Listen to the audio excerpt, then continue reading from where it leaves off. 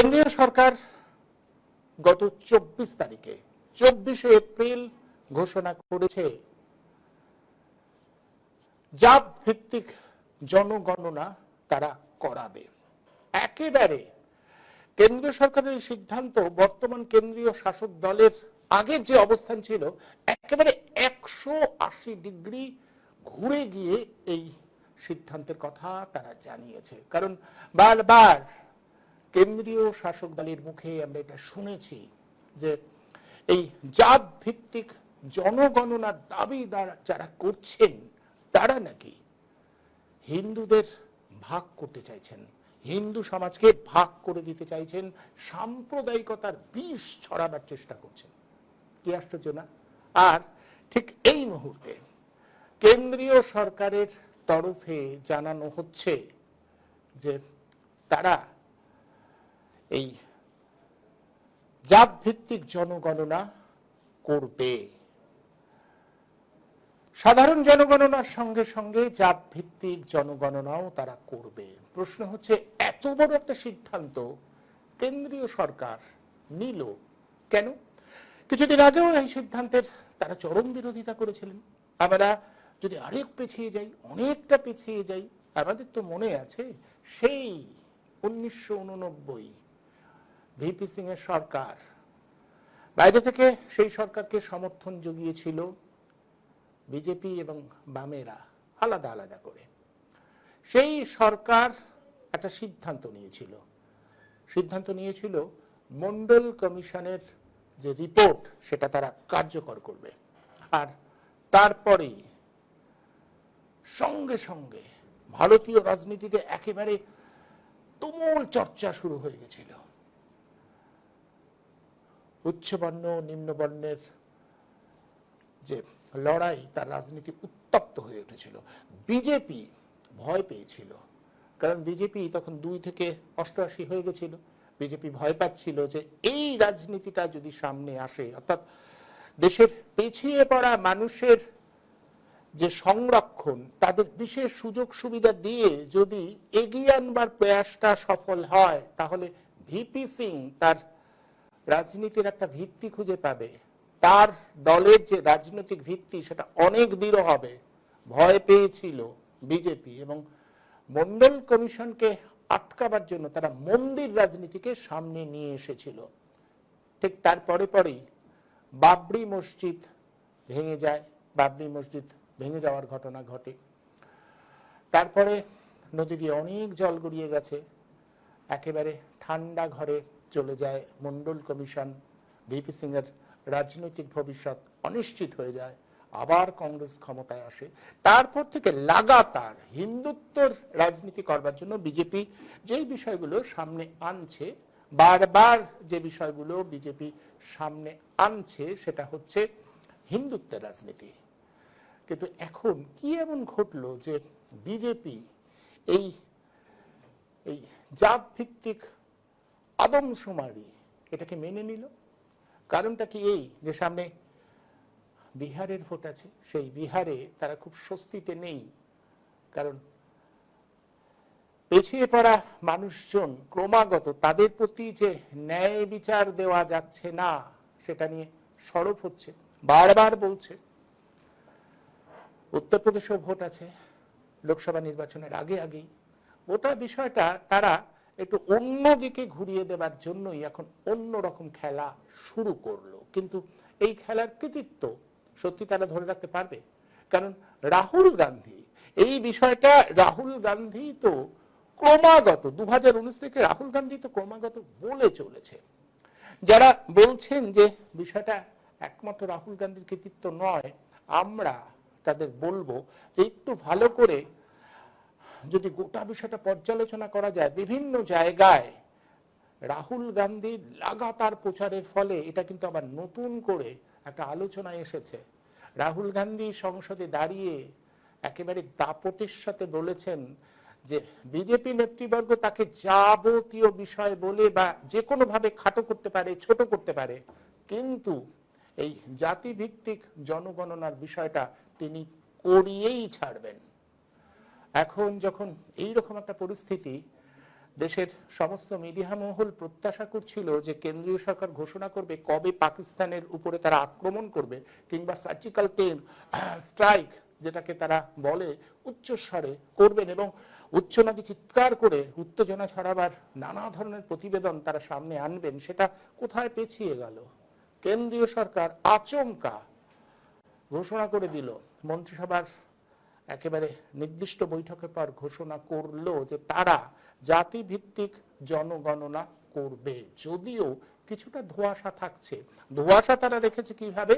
ধোঁয়াশা রেখেছে যে জাতিভিত্তিক জনগণনা হলেও তার সময়সীমা কখন সেটা এখন উল্লেখ করেনি।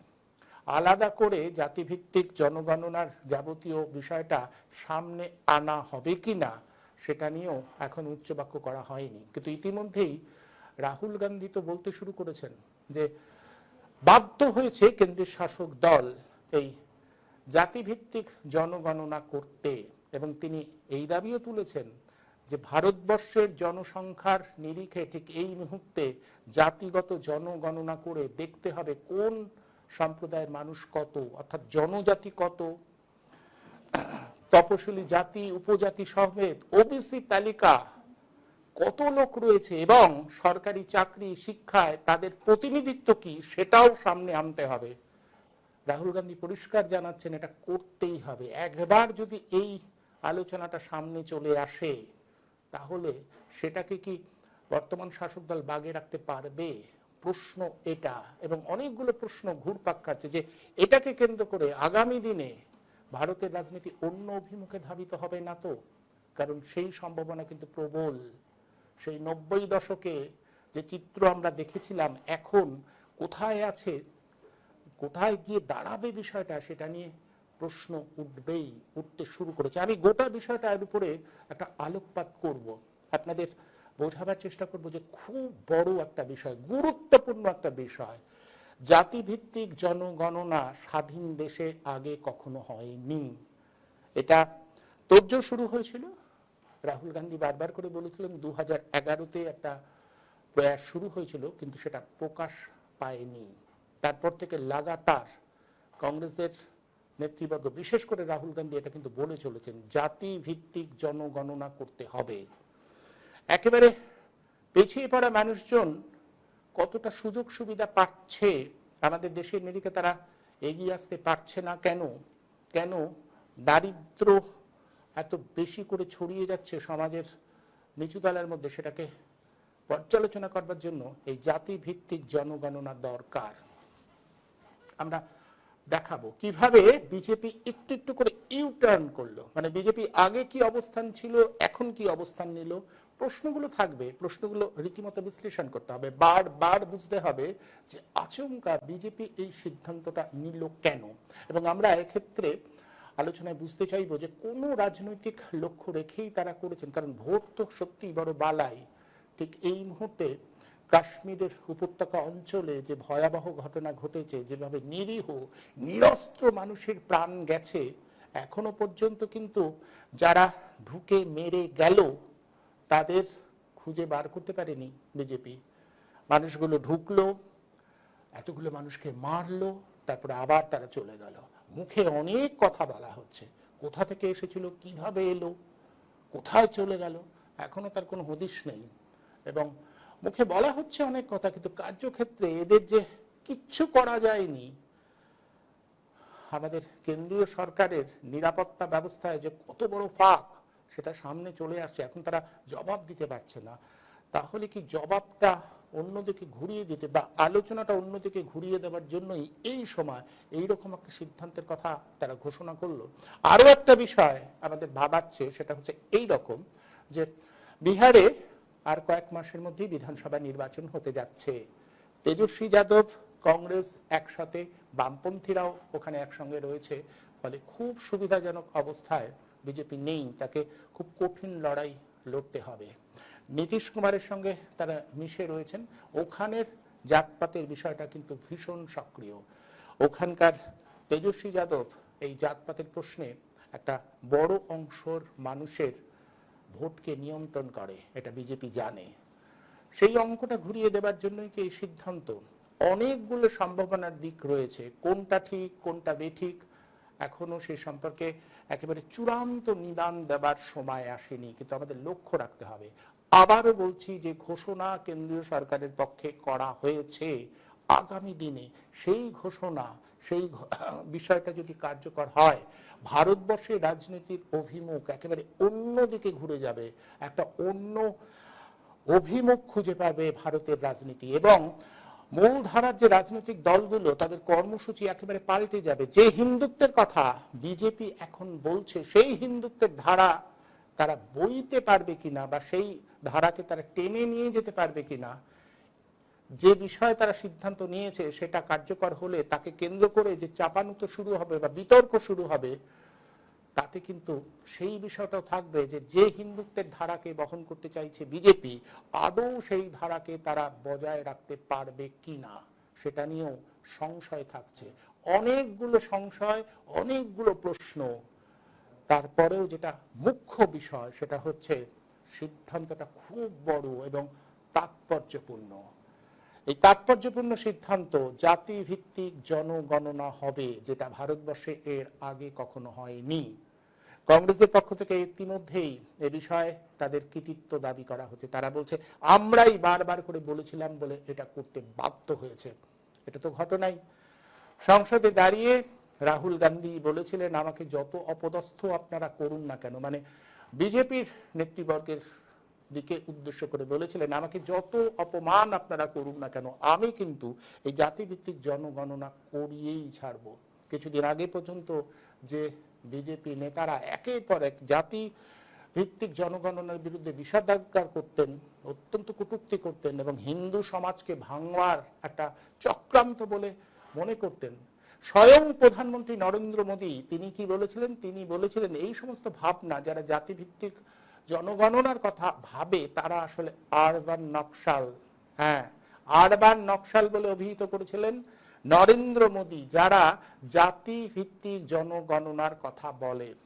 এখন ভাবুন তো কি অদ্ভুত ভাবে নরেন্দ্র মোদীর বক্তব্য 180 ডিগ্রি ঘুরে গেছে, তিনি এখন উল্টো বলছেন। মাত্র কিছুদিন আগে একটা নির্বাচনী জনসভায় তিনিই তো বলেছিলেন তার কাছে শ্রেণী মানে শুধুমাত্র একটা দুটো তিনটে চারটে, আমি দেখাবো সেই বাইটগুলো আমার কাছে আছে, আমি দেখাবো। কিন্তু একটা বদল যে আসতে চলেছে, কিভাবে আসবে এবং ভারতীয় রাজনীতির অভিমুখ কোন দিকে যেতে পারে, সমস্ত সম্ভাবনার কথা আমরা আলোচনা করব পর্যায়ক্রমে। আমি বিভিন্ন জনের বিভিন্ন সময় এই জাতিগত জনগণনা নিয়ে কি কি অভিপ্রায় বা মত ছিল সেটাও আপনাদের দেখাবো। তার আগে আজ আমার সঙ্গে আলোচনার জন্য যারা সংযুক্ত হয়েছেন আসুন তাদের সঙ্গে পরিচয় করিয়ে দিই। আমাদের সঙ্গে রয়েছেন হানিসুর রহমান, আইনবিদ, এবং আমাদের সঙ্গে রয়েছেন দীর্ঘদিনের সাংবাদিক রূপম চট্টোপাধ্যায়। আপনাদের দুজনকেই আজকের এই অনুষ্ঠানে আমি স্বাগত জানাচ্ছি। আমি প্রথমেই আসবো রূপম চট্টোপাধ্যায়ের কাছে। রূপম বাবু, এইরকম একটা সময় এত বড় একটা সিদ্ধান্ত, যখন আমি একটু আগেই বলছিলাম যে আমাদের তাবড় মিডিয়া মহল প্রত্যাশা করছিল যে কেন্দ্রীয় সরকারের তরফে একটা সিদ্ধান্তের কথা ঘোষণা করা হবে পাকিস্তানকে কিভাবে জব্দ করা যায়, পাকিস্তানের উপরে সার্জিক্যাল স্ট্রাইক কবে নেমে আসবে, কখন নেমে আসবে, সেই রকম একটা সিদ্ধান্তের জন্য তারা অপেক্ষা করছিলেন। কিন্তু সেই রকম সময় কেন্দ্রীয় মন্ত্রিসভা বৈঠকের পর জানিয়ে দেওয়া হলো যে তারা জাতিগত যে জনগণনা সেটাকে মেনে নিচ্ছেন এবং আগামীতে জাতির সাধারণ জনগণনার সঙ্গে সঙ্গে জাতি জনগণনাও করা হবে। কারণটা কি? অনেক সম্ভাবনার মধ্যে আমি বেশ কয়েকটা উল্লেখ করলাম, কিন্তু একেবারে বিজেপির নেতৃবর্গ যে 180 ডিগ্রি ইউটার্ন নিল, এটার প্রাথমিক কারণ বলে কি মানে, সম্ভাব্য কারণগুলো কি হতে পারে? 2024 যে নির্বাচন হয়েছে সেই নির্বাচনে বিজেপি কেন্দ্রে ক্ষমতায় এলেও এর আগে যে নিরঙ্কুশ ক্ষমতা তাদের ছিল সেই ক্ষমতা কিন্তু এখন আর নেই। অনেকগুলো ছোট ঘোড়ার উপরে দাঁড়িয়ে তাকে সরকার গড়তে হয়েছে, এবং যাদের উপর দাঁড়িয়ে সরকারটা গড়তে হয়েছে তারা কিন্তু সে নীতিশ কুমারই বলুন, সে রামবিলাস পাসওয়ানই বলুন, তারা কিন্তু সকলেই ওবিসি বর্গের যে জনসংখ্যা বা জনগণ তাদের ভোটদানে পুষ্ট দল। অর্থাৎ এই দলগুলো যে দল যে জনগণের প্রতিনিধিত্ব করে তারা ভারতবর্ষের পিছিয়ে পড়া প্রান্তিক মানুষ। ফলে বিজেপি যে সরকার তৈরি করেছে, যাদের উপর নির্ভর করে সরকার তৈরি করেছে, তারা কিন্তু ভেতরে ভেতরে জাতিগত জনগণনার পক্ষে। তারা মনে করে 1979 সালে মন্ডল কমিশনের যে রেকমেন্ডেশন এবং মন্ডল কমিশনের পরে পিছিয়ে পড়া জনজাতি, এদের যে অধিকার ছিল, সেই অধিকারকে সুরক্ষিত করার যে দায়িত্ব নেওয়ার কথা ছিল, সেই অধিকারকে সুরক্ষিত হয়নি। যার ফলে গোটা দেশের মধ্যেই এই পিছিয়ে পড়া যে মানুষজন, তারা উচ্চশিক্ষায়, গবেষণায়, সরকারি চাকরিতে এবং সামাজিক নিরাপত্তার দিক থেকেও অনেকটাই পিছিয়ে আছে। এখনো দলিতদের উপরে যে অত্যাচার হয়, সেই জাতিগত অত্যাচারের সবচেয়ে বড় শিকার হচ্ছে দলিত এবং আদিবাসীরা। ফলে কত তারা সংখ্যায় শুধু কত আছে তা নয়, সেটা তো ভারতবর্ষের মোট জনসংখ্যার 70%-ও বেশি। তার থেকেও যেটা বড় কথা, তাদের যে সামাজিক অবস্থান, তাদের যে আর্থিক অবস্থা, এইগুলোকে চিহ্নিত করে একটা সামগ্রিক সরকারি ভাষ্য তৈরি করতে গেলে পরে, সরকারি পরিসংখ্যান তৈরি করতে গেলে জাতিগত জনগণনা অবশ্যম্ভাবী। এবং যেহেতু এই সরকার, বিজেপি সরকার এখন যে দলগুলোর উপর নির্ভর করে আছে, সেই দলগুলো এবং যারা মায়াবতী, মানে যাদের সেভাবে এমপি নেই কিন্তু কিছুটা পরিমাণে প্রভাব থেকে গেছে, তারা সকলেই কিন্তু জাতিগতভাবে যারা পিছিয়ে আছে মানুষজন, তাদের উপর নির্ভর করে সরকারটা দাঁড়িয়ে আছে, সেই নৈতিক সমর্থনের উপরে। ফলে এরা যে কোনো দিন কিন্তু তাদের মোড় ঘুরিয়ে নিলে এই সরকারটি টিকতে পারবে না। তাদেরকে যদি সঙ্গে রাখতে হয়, তাহলে জাতিগত জনগণনার যে বিষয়টি, সেই বছর ফুৎকারে উড়িয়ে দিলে পরে চলবে না, এইটা বিজেপি বুঝতে পারছে। কারণ ভেতরে এবং বাইরে এতক্ষণ যে আলোচনাটা হলো, সেটা হচ্ছে বিজেপির বাইরে থেকে কংগ্রেস, তার প্রধান নেতা হিসেবে রাহুল গান্ধী যা চেষ্টা করেছে সেগুলো, বা যেভাবে সোচ্চারে এই দাবিটা তুলেছে। কিন্তু তার বাইরে বিজেপি যে সরকার চালাচ্ছে, সরকারের মধ্যেও কিন্তু এই চাপটা রয়ে গেছে। এইটা 1 নম্বর। 2 নম্বর হচ্ছে, ভারতবর্ষে গত যদি আমরা ক্রাইম রেকর্ড ব্যুরো দেখি, ক্রাইম রেকর্ড ব্যুরোর যদি তথ্য ঘাটি, তাহলে দেখব জাতিগত যে অত্যাচার, জাতিগত যে অবমাননা, জাতিগত যে লাঞ্ছনা, সেটা কিন্তু ভারতবর্ষ মানে একেবারে একই রকম আছে। অনেকাংশে বিজেপি ক্ষমতা আসার পর সেটা বেড়ে হচ্ছে, অনেকটা জায়গাতেই বেড়েছে। এবং খোঁজ গুজরাটে যদি আমি দেখি, যেখানে একেবারে মোদীর স্বর্গরাজ্য, ডাবল ইঞ্জিনের সরকারগুলো আছে, মধ্যপ্রদেশ আছে, ছত্তিশগড়ে আছে, সেই রাজ্য উত্তরপ্রদেশ আছে, এখানে কিন্তু নিম্ন জাতির লোক, যাদেরকে নিম্ন নিচ্ছি বর্গের জাতি বলে চিহ্নিত করা হয়, বলা হয়, তাদের উপরে অত্যাচারটা চরম জায়গায় পৌঁছেছে। এবং বিভিন্ন টুকরো টুকরো ইনসিডেন্ট আমাদের কাছে আছে। এবং যদি ধর্ষণের ঘটনা ভারতবর্ষ সব থেকে বেশি, উত্তরপ্রদেশে প্রায় ধর্ষণ প্রদেশে পরিণত হয়েছে। এবং এই ধর্ষণের ঘটনায় যাদের যে সমস্ত মহিলাদের উপর এই বলাৎকার করা হয়েছে, ধর্ষণ করা হয়েছে, তারা কিন্তু জাতিগতভাবে পিছিয়ে পড়া যায়। ফলে গোটা রাজ্যে তাদের যে সামাজিক অবস্থান, আর্থিক অবস্থান, এই অবস্থানটাকে চিহ্নিত নির্ণয় করবার জন্য জাতিগত সেন্সাসের যে ডিমান্ড ছিল, সেই ডিমান্ডটা বিজেপি একেবারে উগড়ে দিতে পারছে না। ভেতরে বাইরে একটা চাপ আছে, 1 নম্বর। 2 নম্বর হচ্ছে, হিন্দুত্বের কথা বেশি বলতে গিয়ে যেটা হয়েছে, তাহলে এরাও হিন্দু, এবং শুধুমাত্র ব্রাহ্মণ হিন্দু বা কায়স্থরা হিন্দু তা তো নয়, শূদ্ররাও হিন্দু। কিন্তু সেই শূদ্রতা সম্পর্কে অনেক ধরনের অবমাননার কথা। আপনি বলছেন হিন্দুত্বের পরিসরটা বাড়ানোর, হিন্দুত্বের পরিসরটা যদি বাড়িয়ে নেওয়া যায়। আনিসুর রহমানের কাছে আসবো। আনিসুর বাবু, আপনাকে আমার যেটা প্রশ্ন, যে একটা অস্ত্র যেটা বারবার ব্যবহার করে এসেছে দেশের শাসক দল, সেটা হচ্ছে হিন্দুত্বের অস্ত্র। তারা হিন্দুত্বের রাজনীতি নিয়ে চলছিল, কিন্তু এখন রূপম চট্টোপাধ্যায় বললেন এবং আমরাও জানি ভিপি সিং এর সময় এই যে রাজনীতি থেকে বিরুদ্ধে তারা হিন্দুত্বকে ব্যবহার করেছিল, এখন তারা জাত ভিত্তিক জনগণনায় সায় দিয়ে অন্য রকম একটা অস্ত্র হাতে তুলছে, যে বলছে রাহুল গান্ধী যেটাকে ব্যবহার করতে চাইছে সেটাকে তারা নিজেদের দিকে টেনে পারবে, রাখতে পারবে। মানে আমি বলছি এটা থেকে তারা এটা তুলতে পারবে, কারণ তাদের রাজনৈতিক যে দর্শন, হিন্দুত্বের ছাতার নিচে একেবারে মানে জনজাতি, পিছিয়ে পড়া মানুষকে একই ছাতার নিচে আনা যাবে। কেউ কেউ কিন্তু এটা বলছে যে অনেকটা এনে ফেলেছে, কারণ আদিবাসী দলিত সম্প্রদায়ের একটা বড় অংশের মানুষ নাকি এখন বিজেপিকে ভোট দেয়, এমনটাও আমরা শুনেছি। আসলটা কি? আসলে মানে যে কেন্দ্রীয় মন্ত্রিসভা যে সিদ্ধান্ত ঘোষণা করেছে, কিন্তু সেটা কবে কার্যকর হবে এবং কবে শেষ একদম হবে সে কিচ্ছু মর্মে বলেনি। কিন্তু সুনির্দিষ্ট কোনো কিছু জানায়নি। ফলে এটা কি শুধুমাত্র রাজনৈতিক চমক কিনা সেটা কিন্তু সময়ই বলবে। কারণ বিশেষ করে জাতি গণনার যে দাবি প্রথম উঠেছিল এই বিহারে, এবং বিহারে যখন নীতিশ কুমারের নেতৃত্বে কংগ্রেস এবং আরজেডির সমর্থনে সরকার চলছিল, তখন কিন্তু তারা রাজ্যভিত্তিক একটা জাতি গণনা করেছিল এবং একদম তাই নিয়ে তোলপাড় হয়েছিল। এবং তখন বিজেপি অবৈজ্ঞানিক বলে সমস্ত রকম ভাবে বিরোধিতা করেছে। তারপরে কর্ণাটকেও ইতিমধ্যে জাতি গণনা হয়েছে, তারও বিরোধিতা করেছে এই বিজেপি কেন্দ্রীয় সরকার, এবং সবগুলো নাকি অবৈজ্ঞানিক বলে তারা ছুঁড়ে ফেলে দিয়েছে। এবং সামগ্রিকভাবে সেই শক্তি আজকের কি করে জাতি গণনা করবে, এটা আমার কিন্তু খুব ধন্দ লাগছে। এটা শুধুমাত্র রাজনৈতিক গিমিক হিসাবে বা ভোট বৈতরণী 2025-এর আপনার অক্টোবর নভেম্বরে বিহারে ভোট, এবং তারপরে বছর শেষ হলেই 26-এর গোড়ার দিকেই কেরল, আসাম এবং পশ্চিমবঙ্গে নির্বাচন, সেই সামনের নির্বাচনকে কেন্দ্র করে ঘোষণা।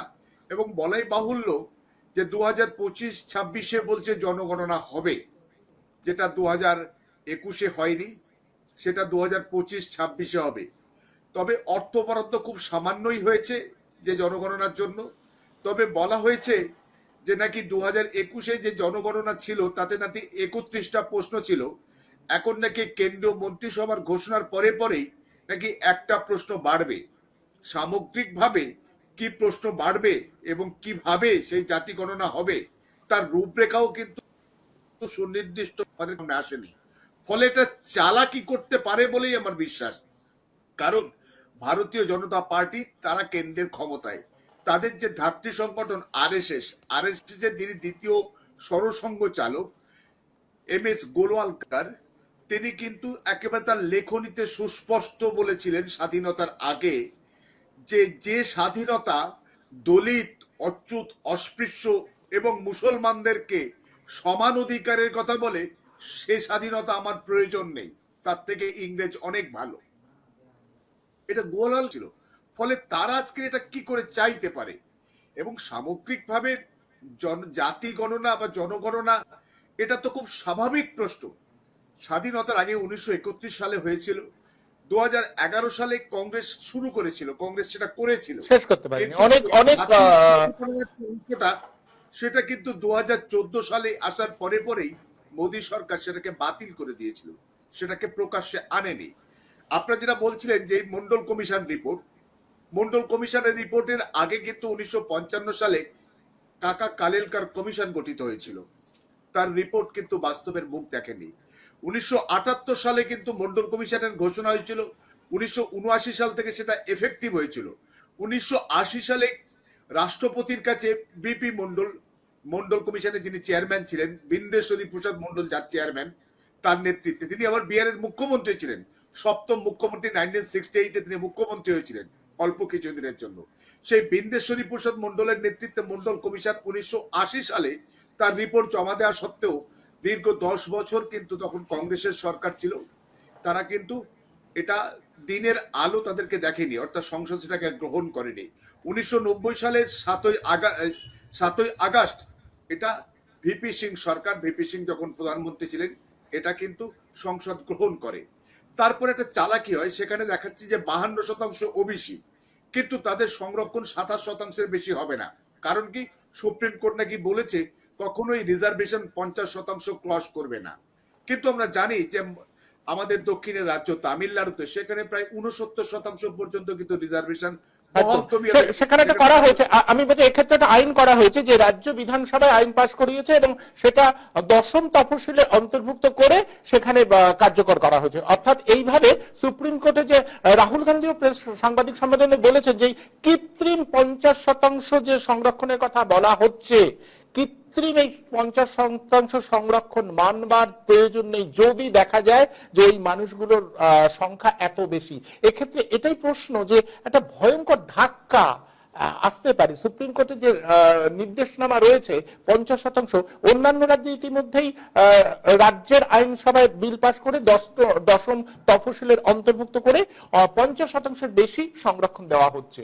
রাহুল গান্ধী সংসদে কি বললেন? সরকার যখন মেনে নিল যে জাতিগত, जितना मेरा आप लोग इंसल्ट करना चाहते हैं आप खुशी से करिए, आप रोज करिए, मगर एक बात मत भूलिए, जाति जनगणना को हम यहां पास करके दिखाएंगे। पॉलिटिकल इक्वालिटी जो थी वो खत्म हो गई है, हिंदुस्तान के सारे इंस्टीट्यूशंस कैप्चर कर लिए गए हैं, सोशल इक्वालिटी नहीं रही, फाइनेंशियल इकोनॉमिक इक्वालिटी नहीं रही।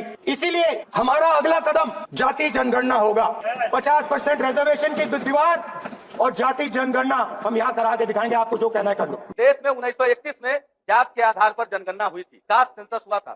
उसके बाद से कास्ट सेंसस नहीं हुआ है। इसलिए एक बार इस देश में जाति के आधार पर जनगणना हो जानी चाहिए और जात के आधार पर जनगणना करने के पश्चात जितनी भी जातियां इस देश में बसती है सबको आबादी के हिसाब से आरक्षण दे दिया जाना चाहिए। और जातियां ही सबसे बड़ी जातियां हैं। नारी शक्ति, युवा शक्ति, किसान, गरीब परिवार। क्योंकि हम बटे थे इसलिए कटे थे। बटेंगे तो कटेंगे, बटेंगे तो कटेंगे। जो करेगा जात की बात उसको कस के मारूंगा लात। का मतलब क्या है जी? मतलब हर परिवार में जाना, घर घर छापा मारना, अनाज के डिब्बे में किसी महिला ने अपने गहने छपा के रखे हैं उसको भी एक्सरे किया जाएगा। ये पूरी तरह अर्बन नक्सल उस सोच का सीधा सीधा प्रकटीकरण है। मैंने सिर्फ देश से 50 दिन मांगे हैं। Congress governments have always opposed caste census. Caste was not included in all the census operations conducted since independence.